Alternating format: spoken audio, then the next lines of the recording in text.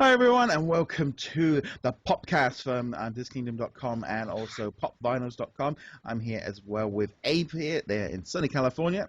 How's it going, everybody? And in this episode, we're going to be looking at all the Disney, Marvel, and Star Wars pop vinyl news.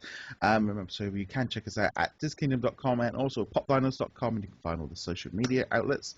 So it's been a very busy couple of weeks since the last time we recorded one of these with San Diego Comic-Con, the madness that is San Diego Comic-Con for Funko fans, just sort of all the different retailers sort of showing off different exclusive, different stores, people charging in, people flipping, the queues at the event, which you were at, so you can tell us a little bit about that in a second, but generally a crazy couple of weeks. So yeah, so let's just start off. You were at San Diego Comic-Con, you tried to go to the Funko booth, and you can explain to me what it was like.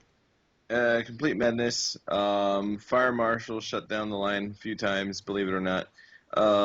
It's no exaggeration. It's crazy. This is kind of funny. I think it was easier to get into Fun Days than it was to get into the Funko line. But anyways, it was cool. You know, Funko, of course, was popular. It's definitely... every year it gets even more and more popular. It seems like the Funko craze ain't going anywhere anytime soon. But anyways, I had a lot of cool pops there. Unfortunately, I was not able to get any, except I had a friend who picked up a couple for me, so I'm okay.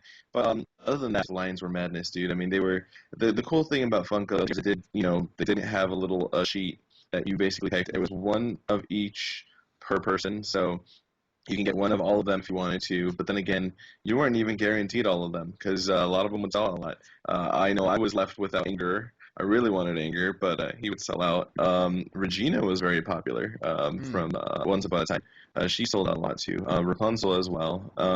But then again, obviously the heavy hitter was the very limited Batman and Superman combo.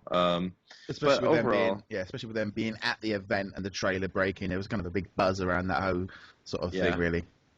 But anyways, that was the experience with the line.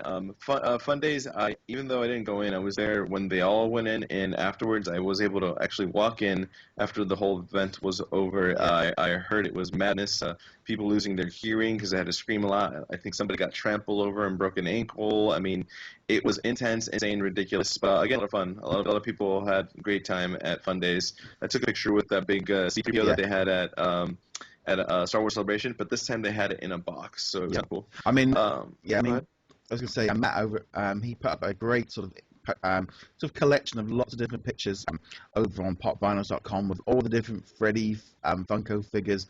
That's where they really kind of went to town on, they were dressed up as Captain America and Thor, and there's just so many different protos, and the Hulk Hogan one, and Jack Skellington. Yeah, the Olaf and Jack Skellington were by far my favorite this time around. They really got my attention. And it just in general, I think it seems to have been, like you said, but then this is where, there's a load of really low sort of limited edition numbers, which is what makes people go mad. But yeah, I mean, I think in general, what gets me is how much of the San Diego Comic-Con exclusives were in other retailers at, Barnes & Nobles and Hot Topic and Amazon. So if you were quick, you might have been able to get some of them online, but and different retailers have had them. But yeah, especially the Funko Trading Group has just been manic with sort of San Diego stuff. So yeah, a big weekend that really kind of just got everyone's attention going. Yeah, I mean, you also had other retailers like Toy Tokyo. They were selling their exclusives as well. And obviously some of the big sites were able to offer some of the San Diego pops to everybody after the event, like Gemini was today, and Toy Tokyo released their bundle, which was a little expensive, but still, I mean, overall the event was cool.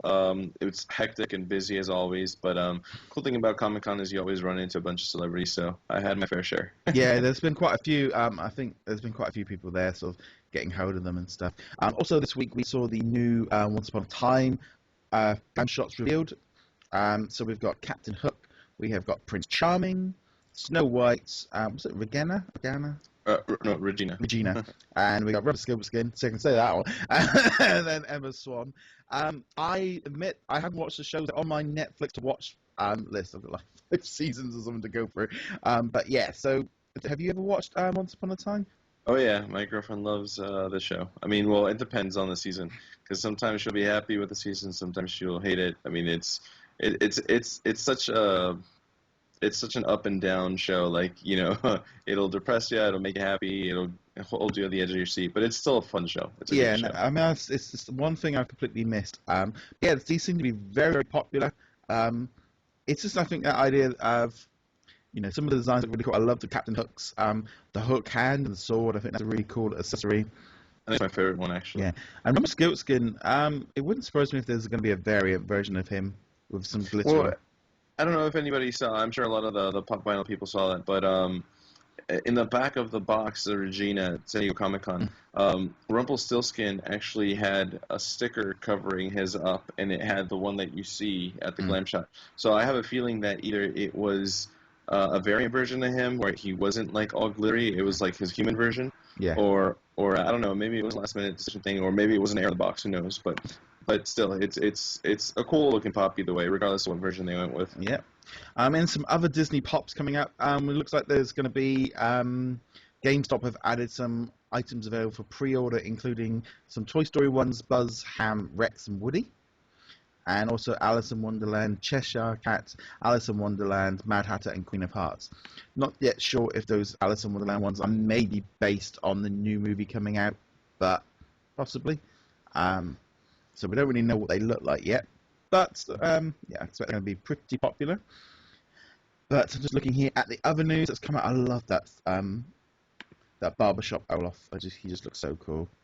Yeah, so Yeah, with the seal and the top hat. Yeah, the Star Wars Jawa Pop has come out the Vault. That was another quick news. That was going to be out in August.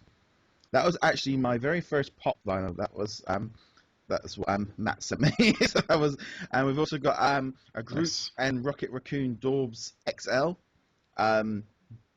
Those are coming out as well. I'm not too sure on the extra large ones. I like the little ones, but I think the extra large ones, I'd much rather have those super deluxe vinyl ones that have got that we saw announced at New York Comic Con. They look so much cooler. Yeah, small ones are kind of cool. Yeah, I agree. Yeah.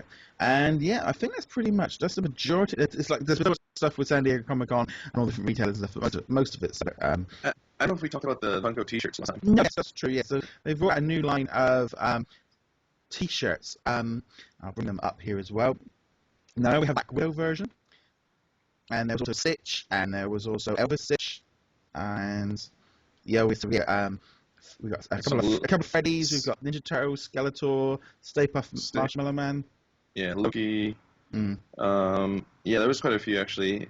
It sucks though because the one that I really, really wanted is Black Widow, and she's only in female sizes. Yeah. So. I really like it because, especially, and you're there nicely, sort of showing off the pop vinyl T-shirt that was in the collector court.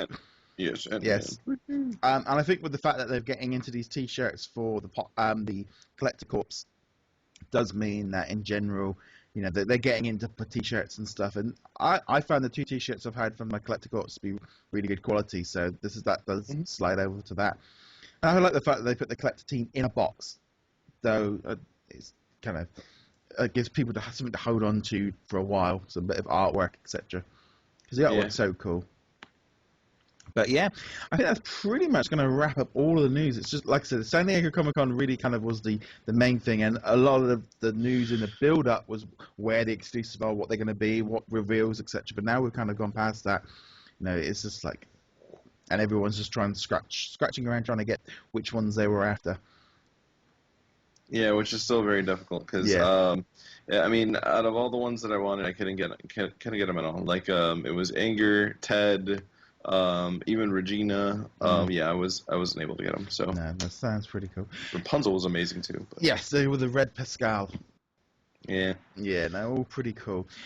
Yeah, I think that's pretty much going to wrap up this episode of the podcast by DisKingdom.com and popminers.com, and that's so if you hit that subscribe, and we shall see you guys in another video. Hey guys, later. Thank you. See you later. See.